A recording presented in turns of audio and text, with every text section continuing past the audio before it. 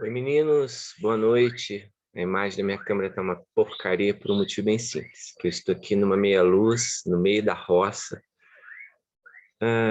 num concerto sinfônico de sapos, rãs, pererecas, grilos, e no meio de uma tempestade luminosa de vagalumes.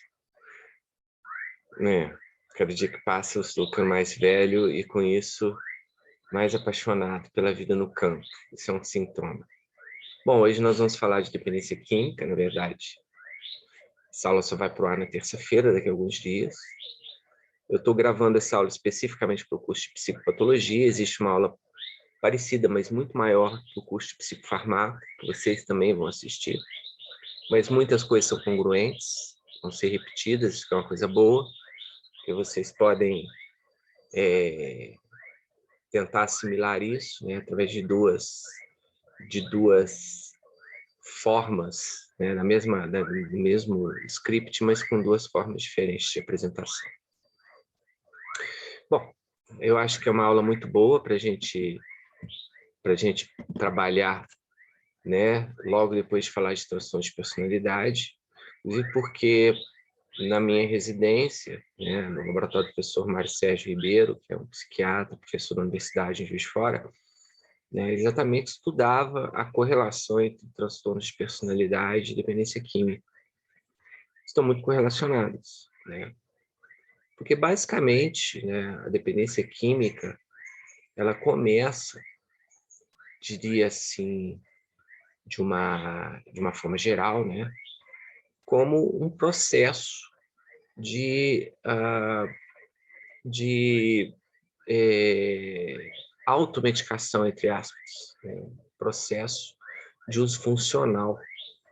Eu não acredito em droga recreativa. A gente já aprendeu essa definição de psicofarmaco, droga recreativa, funcional, né, e terapêutica. Eu não acredito em droga recreativa. O adolescente que utiliza um copo de vinho para poder, né, conseguir ficar mais descontraído, se divertir mais, chegar nas meninas, né, ou a menina que usa para poder ser mais receptiva, está se usando uma droga funcional, usando uma substância química para anestesiar determinados componentes da psique neurótica, de modo que só dá carninha para o filho aqui. Tá aqui, olha. Aqui, ó. Pega aí. De modo que né, isso seja mais afável ou desejável, né, pela, pela, pela subjetividade daquele indivíduo.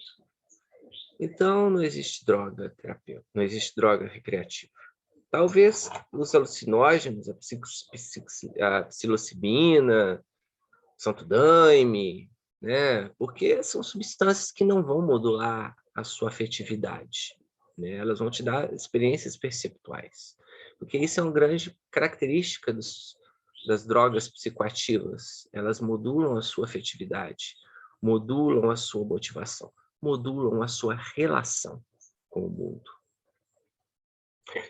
E as pessoas usam isso de forma funcional, né? Uma cocaína para dirigir, né? Da mesma forma que você toma um café para de manhã despertar e ir mais bem disposto para o trabalho, né? A cocaína para dirigir 3 dias seguidos no caminhão, né? Uma maconha para relaxar e dar soninho, um benzodiazepina, né? Um álcool para descontrair e por aí vai, né?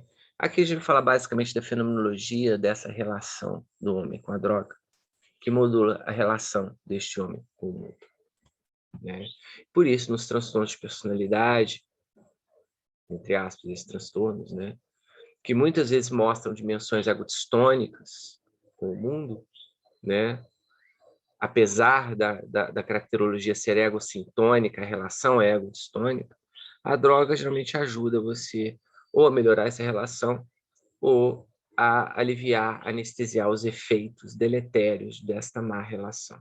Isso começa na adolescência, 15 anos, 16 anos, a parte extremamente conturbada da vida humana, né?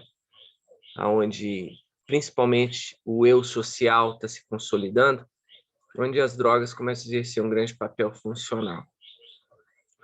Então, antes de mais nada, a dependência química é, na minha opinião, uma consequência, né, direta da entre aspas, medicação. Bom, agora, quais consequências são essas? Provavelmente essa menina linda chamada Amy Winehouse, né, que está nessa foto aí, nas fotos laterais, né? Essa menina, ela iniciou uma vida de uma carreira muito profícua, né? Um talento absurdo, uma voz maravilhosa, e provavelmente estava dando 2 shows em estados diferentes dos Estados Unidos, países diferentes por dia, né? E é muito comum a classe artística, né, usar drogas como a cocaína, que realmente diminuem absurdamente a fadiga e melhoram as funções cognitivas, pelo menos no início do uso, né? Fazendo que a pessoa se torne triplamente produtiva, triplamente atenta, né? Fora o efeito subjetivo que isso dá de empoderamento, agora a consequência é o que a gente vê nas fotos mediais, né? Uma pessoa que morreu antes de ter 30 anos, faltando dentes na boca, e uma conta multimilionária, completamente capturada pela droga. A droga começa como um processo de uso funcional ou automedicação, né? Só que essas substâncias psicoativas, né, elas modulam, elas exercem, vou colocar o capuz que está frio, um efeito direto sobre o sistema de recompensa, né, criando um condicionamento que te joga, né, no uso compulsivo dessa substância, até o momento em que você perde o controle, né, e consome a sua vida através dessa substância, né? Isso é a dependência química. E o destino dela, normalmente, cedo ou tarde, é o que vocês estão vendo no centro desta imagem. Não essa menina bonitinha aqui, essa menina bonitinha aqui, cara de capeta, né? Tadinha.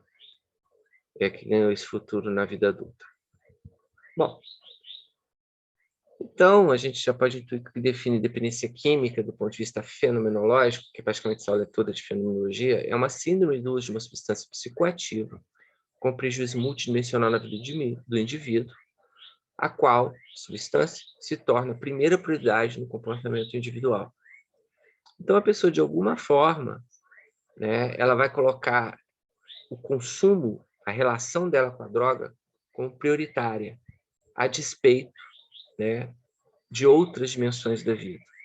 Então, essa pessoa vai reduzindo essas dimensões, ela vai se colapsando, se decomplexando, né, em uma pessoa que tinha 1001 graus de liberdade e passa a resumir a existência no comportamento de usar a droga. Não usar apenas, mas no comportamento de obter e usar a droga. Esse obter pode envolver diversos tipos de estratégias, né? Desde você gastar o dinheiro da conta de luz, né, a roubar, traficar, se prostituir, né, para manter o seu padrão de uso. Então, a dependência química talvez não é um diagnóstico conceitualmente difícil, é muito fácil, porque é talvez um dos mais objetivos, ou o mais objetivo na psiquiatria. É basicamente quando você observa um comportamento de uso de droga que está sendo deletério para a vida da pessoa, a pessoa está perdendo dimensões dessa vida, e mesmo assim a droga continua sendo a prioridade, né?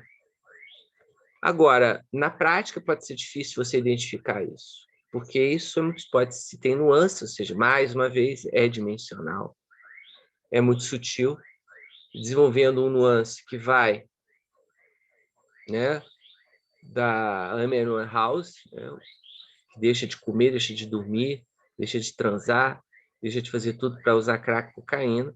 É uma coisa muito sutil. Vou dar um exemplo.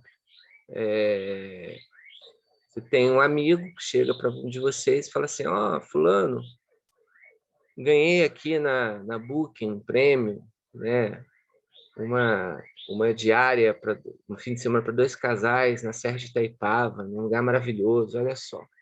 Né, lá com comes e bebes, vinho, tudo liberado, né? Enfim, a gente tem que sair daqui na segunda cedo. E eu vou convidar você e seu companheiro para ir com a gente. São 2 casais. Aí você fala, ah, não vai dar para ir não. Porque sexta-feira é meu dia de tomar cerveja. Eu acordo no sábado com muita ressaca e só consigo dirigir depois do meio-dia.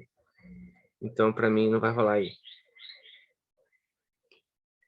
Aí você pergunta, mas você não pode deixar de beber cerveja um dia? Não. É o dia que eu encontro com meus amigos, é o dia que eu desestresso do trabalho, é um ritual. Isso aí faz parte, já é um programa de 15 anos que eu, Zezinho, Guinho, Luizinho, Tio Patinhas e McDonald's vamos lá, beber uma cerveja. Não posso. Ou seja, o cara foi incapaz de usufruir de um presente dessa magnitude, um fim de semana numa pousada, num resort 5 estrelas com all inclusive, né? Porque ele tinha que tomar a cerveja dele. E tomava tanto que chegava às 4 da manhã em casa totalmente embriagado, né? E passando o sábado de ressaca.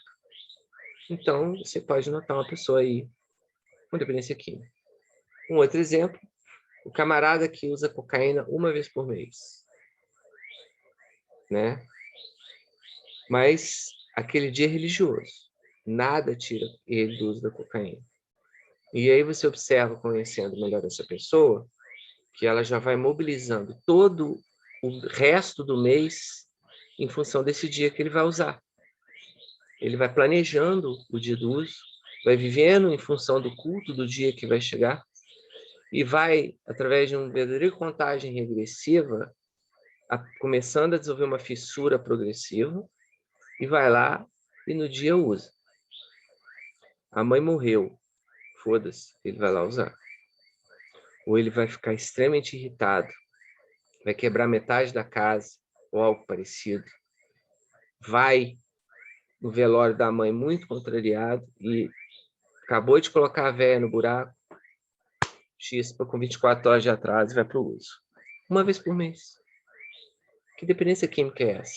Exatamente isso. É o paradigma. Agora, se é grave, se é leve, se é de bom ou de mau prognóstico, tudo isso vai depender da sua avaliação subjetiva da pessoa. Mas, normalmente, pelo menos por experiência própria, nenhuma dependência química que hoje é grave foi sempre grave. Ela sempre foi leve um dia. Sempre começou com o cara usando um dia por semana, ou um dia por mês, super controlado. Não, eu me controlo, eu só uso isso, né? Até o dia de levar um belo de um chifre da mulher ou do marido, né? E cair com as 4 patas e o nariz na cocaína ou coisa parecida, né? E pronto. Aí, destino seu mãe no Winehouse, ou parar morto numa valeta de algum narcotraficante, né? Ou numa clínica de reabilitação. E como eu disse, toda dependência química, ela vai começar com uso recreativo, que eu não acredito, e funcional, né? E, ou seja, começa como uma estratégia de modulação dos próprios estados internos, né, para aliviar a ansiedade ou para promover algum tipo de estado que você não consegue normalmente, né?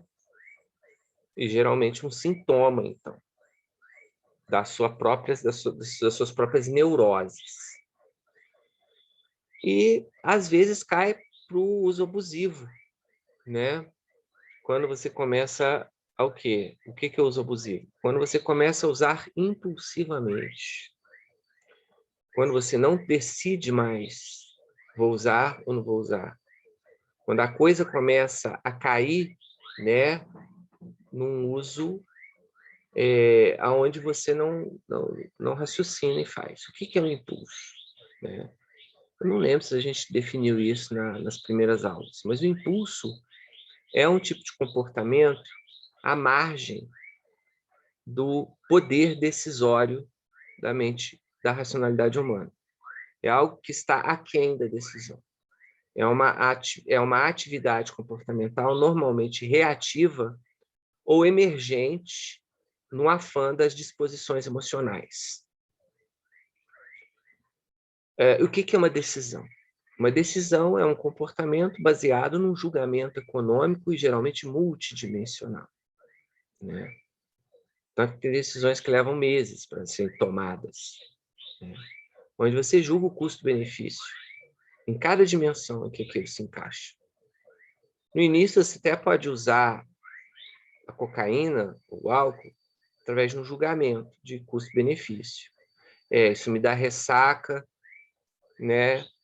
Eu fico meio chato, fico meio ruim no dia seguinte, mas quando eu tomo minha tequila, né? Eu pego o dobro, né? Eu transo com mais facilidade, com menos inibição, e depois você simplesmente está tomando tequila impulsivamente. Mas ainda não é um processo compulsivo. É tipo assim, vamos tomar uma, vamos. Se nasce do nada, vai lá e toma. Você não decide mais, né? Já uso abusivo. Agora, a compulsão, que pode ser do uso de uma vez por mês, ou do uso diário, é quando você não quer usar. Quando você já fez um julgamento, mesmo que implícito, de que aquilo não é o que você pode, o que você precisa, o que você deveria fazer. Porque você vai gastar dinheiro, porque você vai comprometer sua saúde, porque você pisa na jaca e usa ela de pantufa e acaba com a sua imagem social, sorri com o filme, não importa. Mas você simplesmente não consegue não usar. E vai lá e usa. E depois que usa, depois que passa a onda, vem uma culpa, uma ressaca moral, né, significativa, que te faz sofrer. E logo depois, essa ressaca também vai passar. E o processo reinicia. E assim, ladeira abaixo.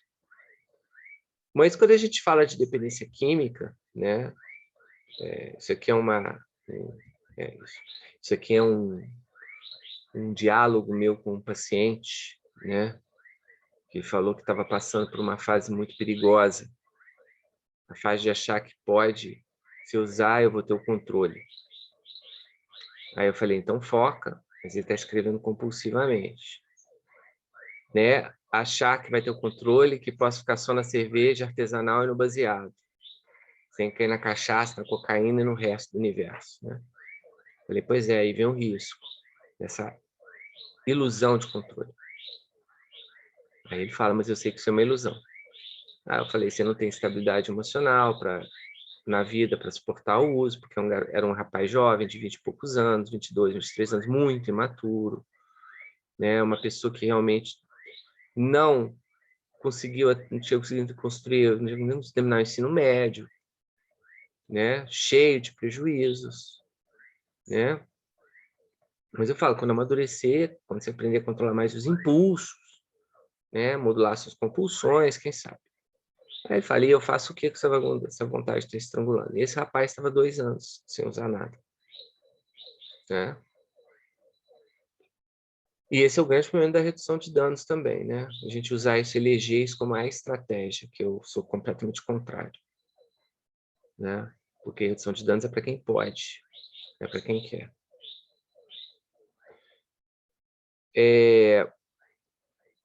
Aí você observa uma coisa que vai acontecer, normalmente acontece, mas geralmente na fase inicial, às vezes não, mas sempre quando a pessoa não está no fundo do poço absolutamente, que é todo o sistema de defesas psíquicas que sua mente construiu com milhões de anos de evolução no gênero Hominidae, né? As defesas da negação, da projeção, da intelectualização, da glamorização, blá, blá, blá, blá, blá, blá, blá, blá, blá, vão ser usadas para justificar o uso. E de forma completamente subliminar na vida do indivíduo. Ele não percebe que está usando isso. Na minha opinião, uma das drogas funcionais mais difundidas hoje é a maconha, né? Os maconheiros, normalmente, são tudo um bando de gente neurótica, insegura, ansiosa, taquipsíquica, né? Reprimida, oprimida, cheia de problemas, e que encontrou, né, uma seita legal, good vibes, da tribo de Jah, né? Criando todo um floreio de uma cultura da maconha ao redor disso. Porra nenhuma, é tudo defesa psíquica, tá? A pessoa está ali usando delta THC para sufocar a ansiedade, sufocar as preocupações, sufocar a merda da vida, né? Das inseguranças, e cria, né, uma cultura que para justificar isso. Eu vejo isso aqui, falando para vocês, né, até entre colegas, muitos colegas, né, que escrevem livros sobre os benefícios da maconha, o caramba 4. Né? Óbvio que benefício é uma substância química, é um fármaco, como qualquer fármaco. Ele pode ter indicações muito precisas, onde ele vai ser um verdadeiro milagre, mas em outros lugares vai ser uma catástrofe absoluta. E veja essa glamorização, essa deidificação da maconha. Por quê? Porque são pessoas intelectualizadas, aí vem a intelectualização, outra defesa, que tem que justificar a própria dependência química. Né? Então, o cérebro humano vai fazer de tudo para justificar o uso. E, no início, pelo menos, esconder a dependência química de si próprio. A gente viu aqui um rapaz muito educado nos 12 passos de Minnesota, por mais que critique, mas é uma das coisas que mais funciona, né? E que traz aqui para a gente, né, ele próprio desvelando as defesas que ele produzia. Mas, de certa forma, o mundo da dependência química, né, é apenas uma célula de uma colmeia das adicções. Adicção é um termo que saiu do uso, né? Eu não vejo formalmente as pessoas usarem a palavra adicto, adicção. Nos Estados Unidos é addiction, né? Addiction disorders. Porque adicção é o que a gente poderia traduzir no popular como vício, né? É um tipo, né, de disposição psíquica, né? Não vou dizer alteração, que abraça uma grande variedade de comportamentos, uma grande variedade de objetos de adicção. As substâncias, as dependências químicas, de certa forma, poderiam ser incluídas dentro do universo das adicções, que engloba jogos, pornografia, sexo, controle, exercício, trabalho, compras, consumismo, que são vários processos compulsivos, né, que as pessoas fazem, que necessariamente não são mediados por uma substância psicoativa, como no caso da dependência química. Então, não posso falar que existe dependência, assim como medicações, né? Existe gente que usa anti-inflamatório compulsivamente, relativamente, não é tão incomum o uso de laxativos, né? Adicção por laxativos. Aí você vai conversar com a pessoa, obviamente isso pode ser um sintoma de uma, por exemplo, de uma anorexia, né? Onde a pessoa tem um transtorno dismórfico corporal, então ela se acha gorda e usa laxante para emagrecer. Mas eu já vi pessoas que abusam de laxante porque se sentiam sujas. Os obsessivos aí que se sentem sujos tomam laxante para se limpar por dentro, porque se sente cheio, ou até relata dor abdominal por causa, e atribui isso ao acúmulo de fezes, sendo que não tem nada ali, porque a pessoa tem caganeiro o dia inteiro, porque toma laxante todo dia, né? E não é dependência química. Porque a dependência química, né, que eu vou falar no próximo, né, ela se caracteriza apenas por uso compulsivo de substâncias farmacologicamente psicoativas.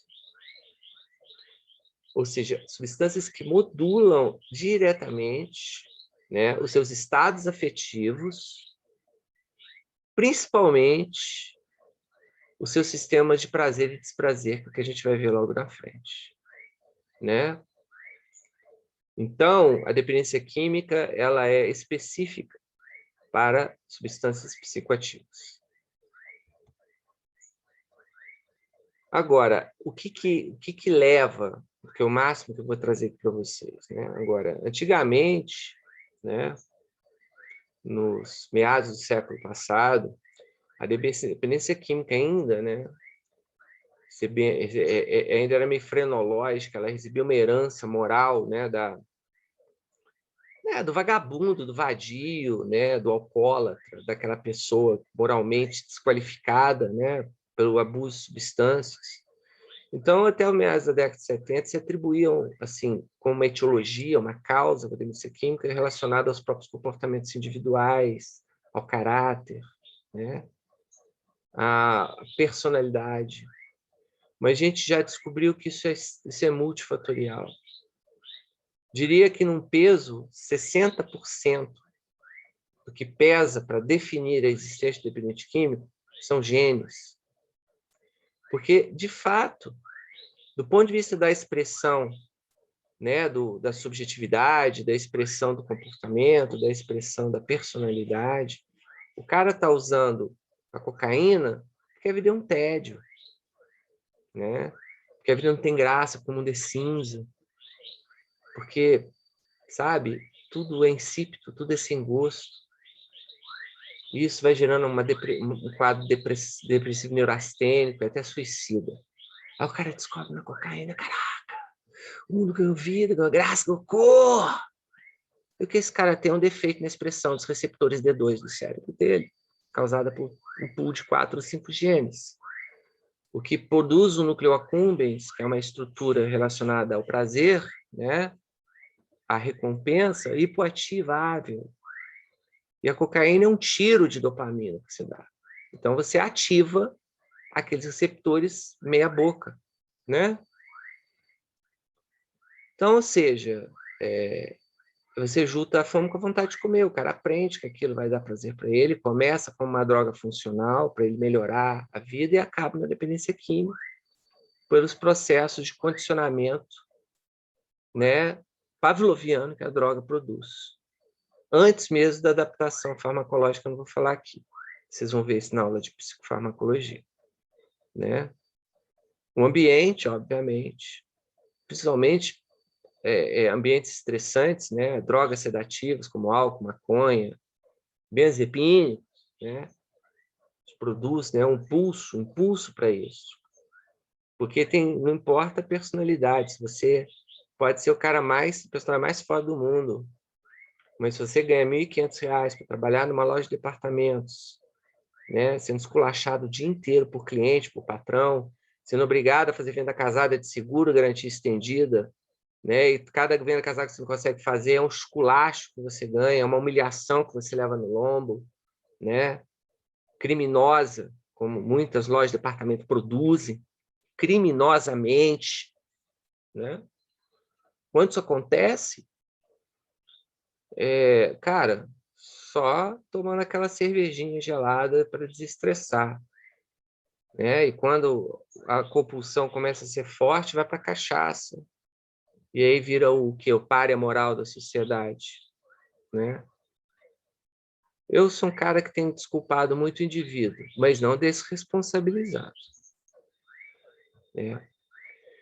Enquanto critério diagnóstico, né, o DSM-5, né, ele trata, isso que é mais importante na aula de psicopatologia, né, que a dependência química é um padrão mal adaptativo de uso de substância, levando a prejuízo e sofrimento clinicamente significativo, manifestado por 2 ou mais dos seguintes critérios, ocorrendo a qualquer momento, ou mesmo no período de 12 meses. Ou seja, é clássico do DSM, né, essa coisa de 2 ou mais critérios destes, né, é a lógica de classificação deles. Substância frequentemente consumida em maiores quantidades por um período mais longo do que o pretendido. Existe um desejo persistente, esforços mal cedidos de reduzir, controlar. Muito tempo gasto de atividades necessárias para a obtenção da substância, utilização na recuperação de seus efeitos, ou seja, você vai colocando a droga no primeiro lugar. Uso recorrente de substância resultando em fracasso por obrigações, seja droga em primeiro lugar. Usa a substância, continua, apesar de problemas sociais, a droga em primeiro lugar. Importantes atividades sociais, profissionais recreativas, são a droga em primeiro lugar, e aí vai, né? Agora, critérios 10 e 11, né? Tolerância e abstinência, que já são critérios fisiológicos, não comportamentais. Tolerância é a redução, são duas palavras que eu quero que vocês guardem. Tolerância é quando a droga perde o efeito.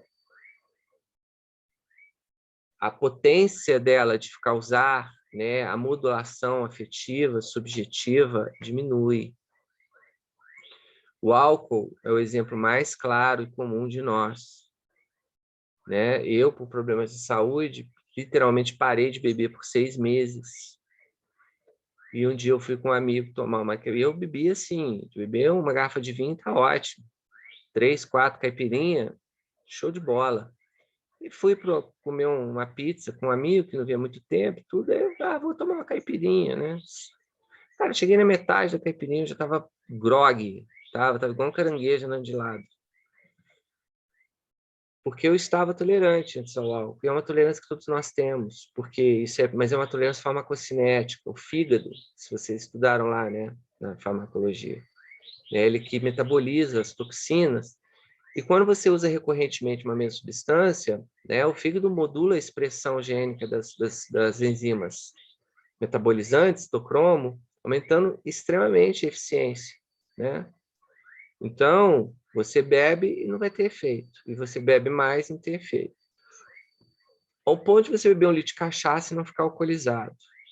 Porém, tem uma tolerância farmacodinâmica também, que é a que leva à abstinência. Que é quando a pessoa não usa a substância, ela tem efeitos físicos, né, temporalmente correlacionados com o não uso. Né? 1, 2 dias depois de interromper o uso, a pessoa começa a ter efeitos. 2 drogas clássicas causam abstinência, o álcool e a maconha. O álcool leva principalmente a efeitos de hiperestabilidade psicomotora, porque o álcool é um sedativo semelhante aos diazepínicos, e a abstinência aos diazepínicos também é assim. Tremores, perturbação sensorial, a luz incomoda, barulho incomoda, uma cefaleia, uma tensão muscular, abalos, né? Uma hiperreatividade cutânea, né?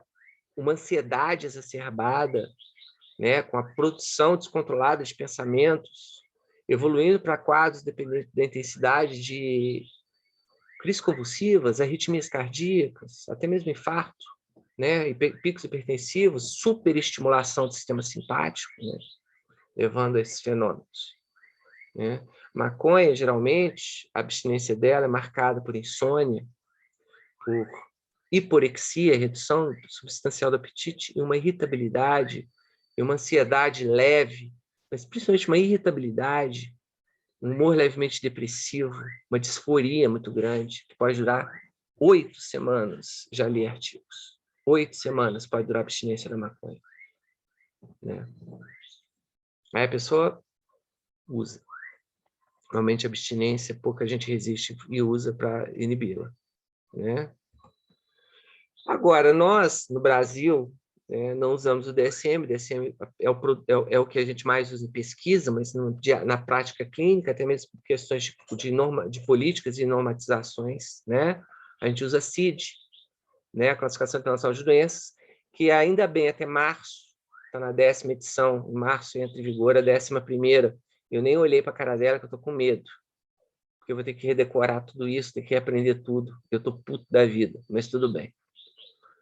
Né? Então, a classificação nosológica da CID compreende a classe UF, que é o indexador dos transtornos mentais do comportamento, e primeiro dígito depois do F, primeiro número, indica a grande classe. Né? O F0 é a classe dos transtornos mentais secundários, lesões cerebrais, neurológicas, problemas clínicos e metabólicos, delírio, demência, né? E NKP, outras coisas. Enquanto que a classe F1 é dado por transtornos mentais, comportamentais, devidos ao uso de substâncias psicoativas, que podem ser de tudo. Se você pega uma pessoa com depressão e ela usa uma droga, e essa droga, do ponto de vista de mecanismo, poderia responder por isso, seja o uso ou abstinência dela, você não está autorizado a classificar como F32, que seria o episódio depressivo. Você tem que classificar como F10 ou F11.7 ou .8, né, que são outros transtornos mentais secundários ou de drogas, né? E, basicamente, né, para você incluir uma pessoa neste grupo F1, ele compreende numerosos transtornos que diferem entre si pela gravidade variável, patologia diversa, piriri pororó, mas que têm em comum o fato de serem todos atribuídos ao uso de uma ou várias substâncias psicoativas, prescritas ou não por um médico. Benzepina, prescrito por médico, né? A pessoa entra em abuso e adquire um transtorno comportamental mental devido ao uso dele, né?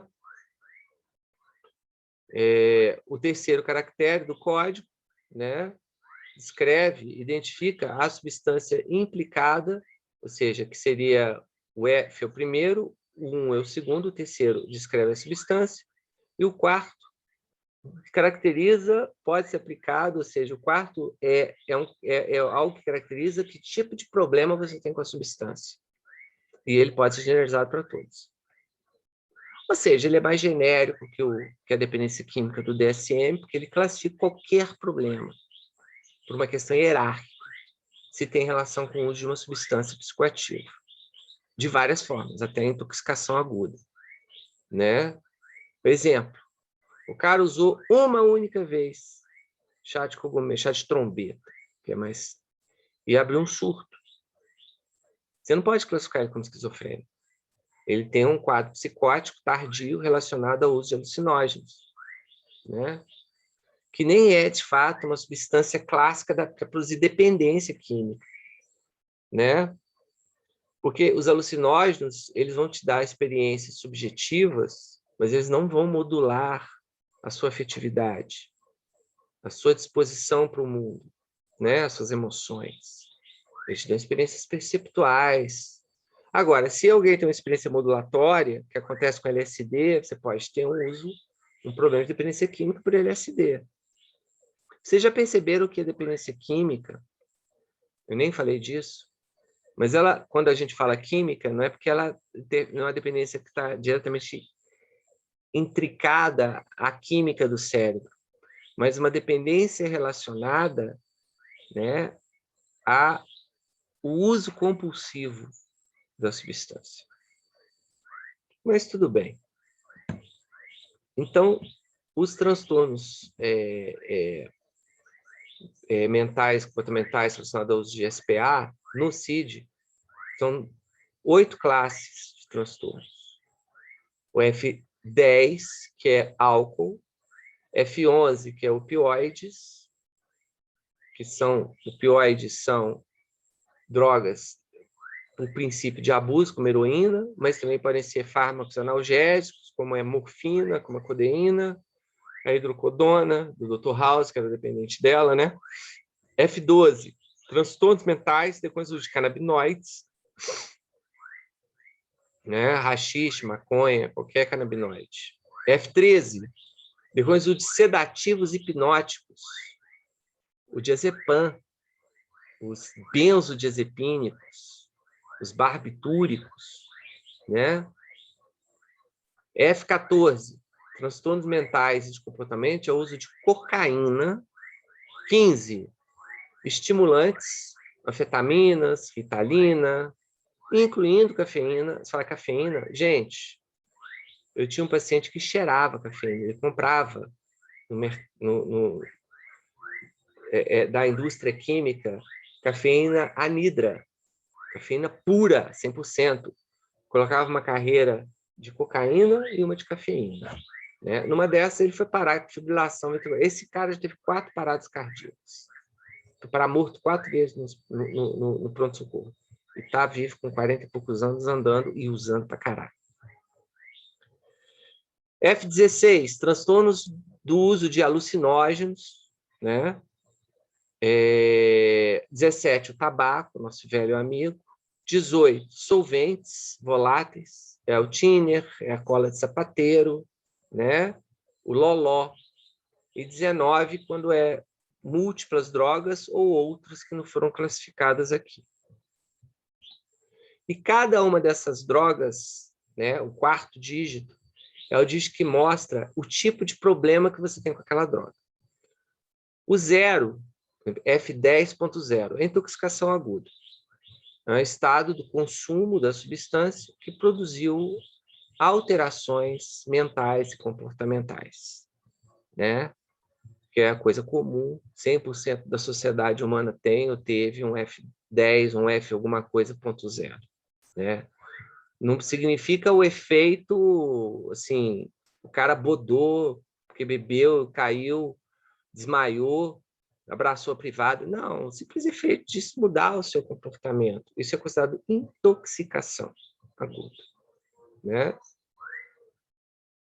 E que ele exclui, né? Ou seja, que desaparece, isso é uma característica importante, é um quadro transitório. Por exemplo, se você usa uma psilocibina e começa a ter alucinações visuais, né?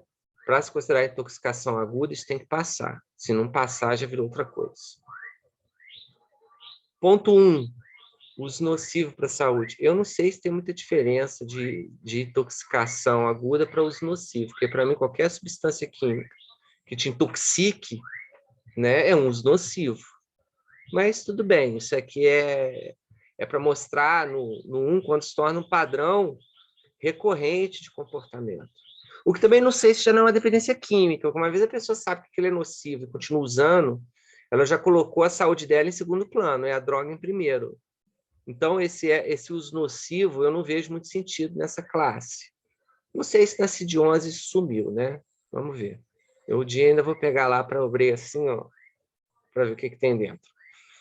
Né? A síndrome de dependência, né? Ela já é classicamente a dependência química, né? É quando um conjunto de fenômenos comportamentais, cognitivos fisiológicos, se desenvolve após repetido consumo de substância, tipicamente associado ao desejo poderoso de tomar a droga, à dificuldade de controlar o consumo, à utilização persistente, apesar das suas consequências nefastas. Dependência química é quando você coloca ela antes de alguma coisa que deveria ser mais importante que ela. O bom senso, a subjetividade vão dizer o quê? O 3 é o síndrome e o estado de abstinência, né? E o que é a abstinência? A gente falou da abstinência fisiológica, que a maconha e o álcool causam, né? Conjunto de sintomas que se agrupam de diversas maneiras, cuja gravidade é variável, ocorrem quando de uma abstinência absoluta ou relativa de uma substância psicoativa consumida de modo prolongado. O início e a evolução da síndrome de abstinência são limitadas no tempo e dependem da categoria, da dose da substância consumida, imediatamente ante a parada da tradução do consumo. A síndrome de abstinência pode complicar pela ocorrência de convulsões, né? Então, tecnicamente, a abstinência é um fenômeno clínico fisiológico. A fissura ou mau humor, né, de uma pessoa que usa álcool, cocaína, por exemplo, né, ou benzodiazepínicos, necessariamente pode não ser uma abstinência. Mas aí também a gente usa popularmente como a palavra próprio dependente químico, fala, olha, eu estou em abstinência. Eu estou começando a ficar irritado, estou ansioso, eu não estou bem, estou querendo mandar tudo para PRP, pedir minha alta, ir embora daqui, estou todo pirado, estou todo barulhado, né? Fazendo movimento contrário. Aí ele fala como abstinência. Agora, de uma certa forma, sendo materialista reducionista, de algum modo isso é uma interferência da droga na fisiologia do cérebro dele, que sendo materialista e reducionista, que descamba dentro da fenomenologia mental, né, e da dinâmica da subjetividade dessa pessoa. Mas tudo bem. Agora, a síndrome de abstinência com delírio, isso é clínico mesmo, né? O álcool, né, é o protótipo do delírio, mas já vi delírio com benzodiazepínico também, né? que é quando o seu sistema nervoso, devido à abstinência, entra num estado de excitabilidade tal que começa a produzir uma desorganização global do sistema. O sistema entra em pânico. Delírio é classificado basicamente como um estado confusional, não convulsivante, confusional, né?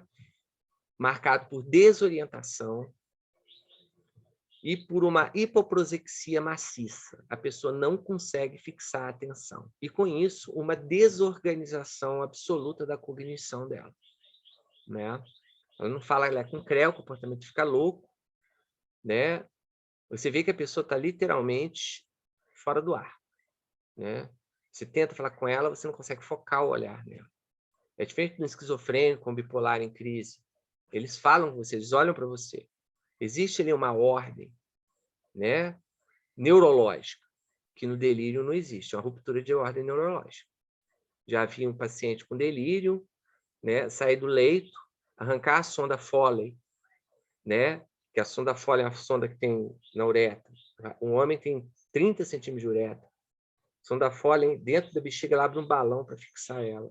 Ele arrancar aquilo, um balão que é do tamanho de quê? De uma ameixa, né, pela uretra, né, e inundar a enfermaria de sangue, que ele literalmente dilacerou todo o trato urinário dele terminal, e não está nem aí, né? Está ainda fazendo isso e pegando bicho. Então, uma coisa muito comum no delírio é a alucinação visual e zoopsias, que é exatamente alucinações com animais, com bichos, coisas do gênero. Né? Ponto 5 é um transtorno psicótico, né? Que não é a intoxicação aguda. É um quadro persistente, inclusive nos períodos de não uso.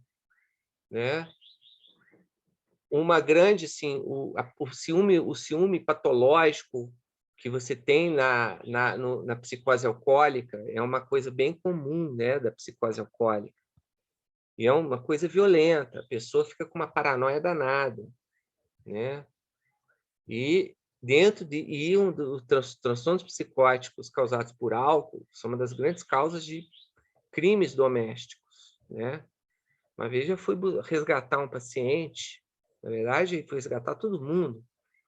O cara estava em surto psicótico, era um alcoólatra, com um facão na mão e a mulher pelo cabelo na outra, no chão. Né? Ele estava pronto para decapitar a mulher com o facão, porque ela estava traindo ele. Né? E com várias pessoas. O cara ficou 2 semanas no pronto-socorro, tomando as medicações, o Aldol e tudo, e ficou muito melhor. E nem se lembrava de que acontece. Agora, falando em não lembrar, tem a síndrome amnésica, que também é muito comum no álcool. Mas, teoricamente, o transtorno psicótico, por exemplo, ele vai ser muito comum também em drogas alucinógenas. Né? Pode acontecer induzido pela cocaína. Né? Todas as drogas podem induzir uma psicose. Né? Basicamente. Problemas de memória são mais comuns no álcool, que é a chamada síndrome de Wernicke, né? Ou melhor, a síndrome de Korsakoff. A síndrome de Wernicke é uma síndrome motora. Né? A síndrome de Korsakoff, ela produz anamnésias lacunares. Começa com amnésias lacunares e pode evoluir para demência. Né? A pessoa começa a esquecer especificamente de certos trechos ou episódios, tanto do ponto de vista episódico quanto semântico também. Né? Perder conceitos também ele pode perder. Né? Geralmente, ele está associado ao que a gente chama de pareidolias.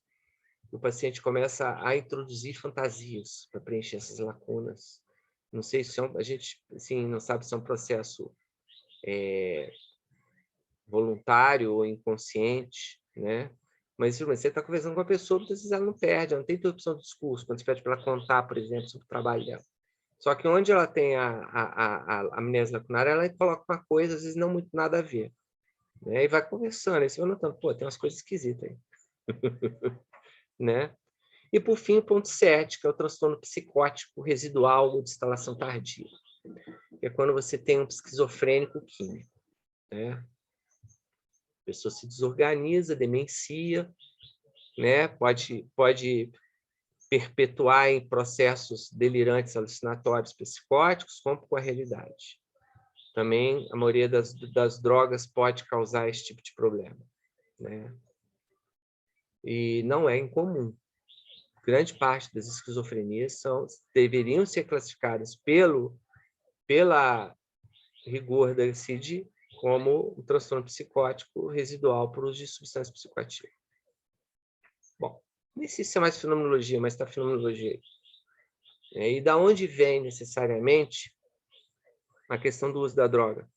Vou passar rápido, porque isso vocês vão ver na aula de psicofarmácia, esses mesmos slides. Basicamente, né, a gente já falou de homeostase na psicofarmácia, vamos falar mais. Né, você já tem um conceito lá de homeostase, você já assistiu a aula de dor. Né? Homeostase psíquica é exatamente o contrabalanço entre prazer e desprazer que leva à plenitude e à estabilidade da vida mental. Né?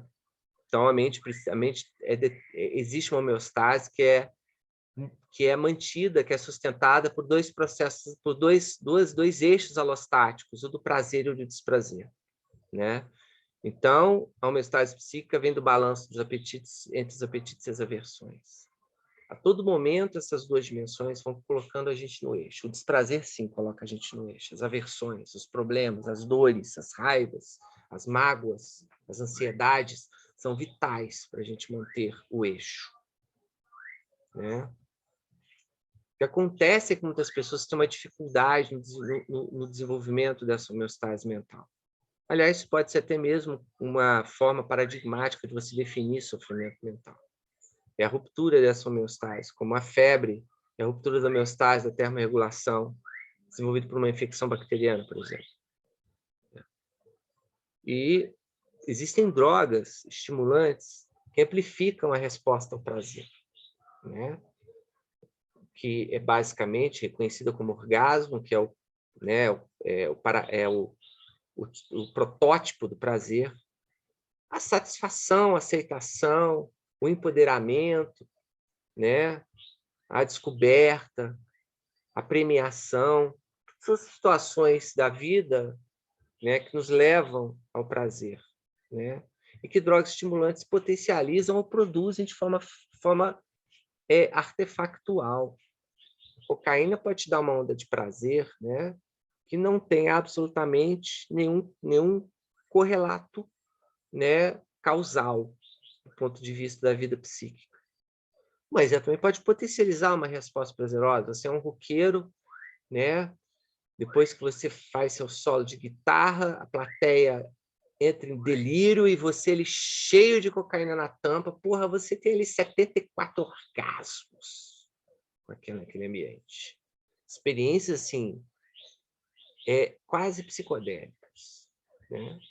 Em contrapartida, como isso é um balanço, quando você amplifica o prazer, né, você reduz a amplitude do desprazer, que é o medo, a raiva, a tristeza, o fracasso, a culpa.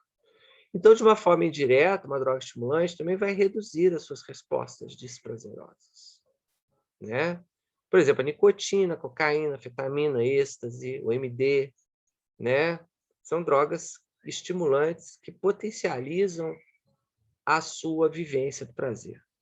Enquanto existem drogas sedativas, basicamente benzodiazepínicos, álcool e THC, né, que vão aliviar, basicamente, o medo, a raiva, a tristeza, fracasso, culpa, né? E com isso, pela balança, aumentar a sua resposta prazerosa. Né? Apesar de que vocês veem na psicofarmácia esses circuitos, né, nos sistemas do prazer, esses circuitos para opiáceos, para benzo, para álcool, para tudo isso, principalmente do benzo, do THC e do álcool, né, o grande barato dessas drogas é o potencial sedativo que elas têm sobre as estruturas límbicas que levam às experiências desagradáveis. Você literalmente joga um balde de água fria no seu fogaréu. E com isso você fica mais responsivo ao prazer. Você transa melhor, você goza mais. Você reage melhor a um solo de guitarra, né? Você fica até eufórico, né? Toma um prazolam, ou toma uma pequena dose de tequila, você vai ficar eufórico. vai ficar pegador, né? Isso é um contrabalanço, né? Agora, aqui você já vem aqui, né, através do protótipo funcional dentro desse modelo bidimensional, prazer e desprazer, alostático, né? Você já encaixa aqui a maioria das noias humanas, né? A insegurança, o tédio é a grande marca, o tédio, né? O enfado, o boring crônico, aquela pessoa que se arrasta na existência, né? Uma cocaína é o remédio dela. Mas se tem aquela pessoa tensa, ansiosa, preocupada, insegura, é o benzo, é a maconha, é o álcool, né? Às vezes a cocaína piora uma pessoa assim. Então, uma pessoa TAC, né? Ela piora. A não ser o TDAH, por exemplo. O TDAH tem uma grande tendência a viciar em cocaína.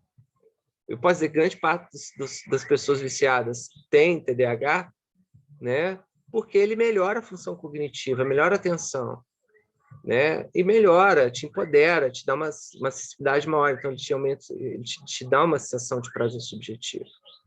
E o TDAH é um cara impulsivo, vai gostar disso, vai ter uma dificuldade de autocontrole, né? E vai cair mais facilmente, né, no abuso e depois na dependência. Agora, aqui eu já não estou falando mais, né, dessa multiplicidade de subjetividades noiadas, que é o objeto de trabalho de vocês, psicólogos, né? Estou aqui falando agora de, digamos, formalmente, transtornos mentais, né? E a gente vai ver 40% das pessoas com transtorno afetivo bipolar abusam de álcool ou de outras drogas, mas principalmente o álcool, né? Pessoas ansiosas, fóbicas, também abusam do álcool, né? Ou seja, deprimidos podem abusar de psicoestimulantes, né? Pessoas com diagnósticos ou diagnosticáveis, né? Ela tem uma grande correlação com substância psicoativa, com droga, né? Automedicação mesmo. O que marca, geralmente? São, às vezes, pessoas que começaram a usar tardiamente na vida, necessariamente não na adolescência, né? E se você estudar bem a história, vocês vão ver sinais claros, né, dessa condição mental a priori, antes do problema de dependência química, né? Então, ela está associada à dependência química, mas aí é uma dependência química artefactual, porque você trata a condição primária, é comum a pessoa sarar da dependência química, né? Porém, o grande problema da dependência química, aí vem a compulsão, está exatamente nesse slidezinho, que é o slide que mostra, apesar de não estar trazendo a neuroanatomia função da coisa, mas sim um paradigma neurobiológico da dependência química, né? Em A, nós temos a vida como ela é. A gente, na verdade, eu costumo dizer, se não houvesse orgasmo, vocês acham que um gato ia brigar com a metade dos gatos do bairro por aquela fêmea, e depois ficar uns 2 dias brigando com a fêmea para conseguir provar para essa fêmea que ele é digno e fazer sexo com ela, né? Se não houvesse um orgasmo, gente, né? Ou o bicho vai, eu vou me reproduzir, né? Eu tenho que reproduzir, minha espécie tem que existir, eu tenho que passar meus genes, então eu vou ficar 3 dias na guerra para poder depois ficar meia hora em nheco para poder deixar ali o meu esperma e fecundar aquela fêmea. Não, você vai lá porque você quer dar uma gozada, né? Violência e prazer estão ali. Por quê? Né? Porque a violência geralmente precede o prazer, né? Dentro desse jogo, né, selvagem. Então, a recompensa é uma forma que a evolução encontrou para condicionar você a ter os seus comportamentos que seriam positivamente selecionados na evolução.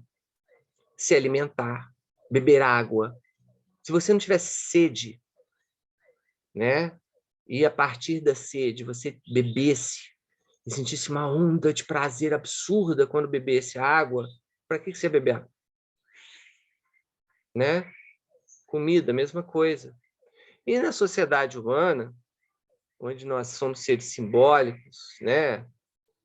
Seres neuróticos, né? Seres cognitivos com consciência do eu, outros tipos de comportamentos produzem a recompensa. Por exemplo, você estudar e tirar uma nota boa, você ser promovido no trabalho, né? Você ser reconhecido por um prêmio, né? Comprar um belo carro, sei lá o que tipo de maluquice você faz que te dá prazer, né? O que você busca, né? Agora, imagine que você um dia encontra uma substância que te dá essa recompensa sem precisar de um comportamento que a produza, né? Ou seja, você se desmotiva para o mundo. Aquela substância se torna o centro do seu universo. Isso acontece com o ser humano. Você não liga mais para transar. Às vezes nem para beber água, nem para se alimentar. Porque quando você toma aquela droga, ela vai te dar uma recompensa muito maior. Pelo menos no início, né? Agora, depois vem a tolerância e a abstinência, que vão sendo processos complicadores disso, que vão começando a gerar um desprazer diametralmente oposto ao prazer que a droga causa pela sua ausência, né? O que leva você a consumir sempre em doses maiores. Então, se você usa uma droga que te dá a sensação de poder, como a cocaína, no momento que você ficar tolerante, né, essa sensação de poder já não vai mais ser tão evidente. Sua vida vai ser dominada uma sensação de ser o lixo do universo. A cocaína só retifica, só faz você não se sentir mais tão lixo assim. E depois que o efeito passa, você se sente o dobro do lixo. Então, a cocaína é uma droga muito curiosa nesse sentido. Ela começa te dando coisas positivas. Depois, ela produz um universo onde tudo é muito negativo. E ela simplesmente alivia essa negatividade.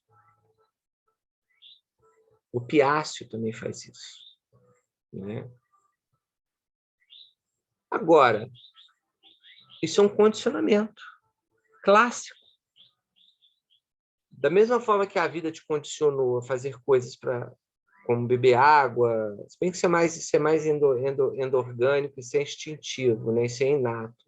Mas você aprende a fazer coisas como estudar, lutar na vida, né? Para poder ter prazer, ter recompensa, né? A droga, ela também vai condicionar você a diversos comportamentos, né? Que vão ativar o seu uso. Isso aqui é uma coisa interessante, porque grande parte das pessoas que são dependentes químicas, mesmo aquelas que estão lutando contra a dependência química, estão em tratamento, né? Elas em alguns momentos perdem o controle e caem no uso, né? Não é incomum a gente ouvir pessoas com dependência de cocaína, de repente está andando um dia, ele vai para o trabalho sempre pela rua A. Um dia, sabe lá por que ele decide passar pela rua B. Só que na rua B ficava ali, né, um boteco que é do seu Tião, e o seu Tião tem a cocaína da boa, onde ele ia lá usar. Aí o cara está passando e, de repente, apaga tudo e ele acorda 15 minutos depois com a cara branca de cocaína. Eu falei, o que é isso? É essa a descrição que muita gente me conta. Porque aquele bar, aquela rua, o seu Tião, foram estímulos condicionados pela droga e que levam ao start da fissura pela droga. E que às vezes é tão intenso, que você não consegue ter consciência daquilo para poder evitar. Então, existe aí um processo, né, subliminar, subcortical, infraconsciente, de direcionamento dos comportamentos de busca pela droga, né? Ou seja, o cara com de que é ativado pelo estímulo condicionado. Ativado. Da mesma forma que MK Ultra condicionava pessoas que eram ativadas por uma música, pegava uma arma e matava alguém, né? Então, a dependência química faz isso. Então, é uma das regras que a gente faz, a gente ensina para os dependentes químicos, que é também do protocolo dos 12 passos de Minnesota. A primeira coisa que o cara te procura ajuda, a primeira instrução que você vai dar para ele. Mapeia situações, lugares, pessoas que estão relacionadas com o uso da droga e foge disso. Bloqueia esse povo das redes sociais, tira da sua agenda do celular, muda de casa, faz alguma merda, mas não entre em contato com essas pessoas, não vá nesses lugares, nem se submeta a situações de uso. E existem algumas situações bem clássicas, por exemplo, prostituição é muito associada à droga, à night, à balada, à boate. O cara está 1 ano sem usar MD, aí de repente vai na boate, pô, na hora começa a tocar o tum-tum lá, o cara, pum, plim, dá 2 minutos, ele já achou um driller, já achou ali um dealer, já pegou o dinheiro com a prima, já deu para ele, já pegou a bala e já está com a bala dentro do estômago, né? E já está lá sofrendo efeito, já fala, caralho, usei a bala, porque ele se expôs, né?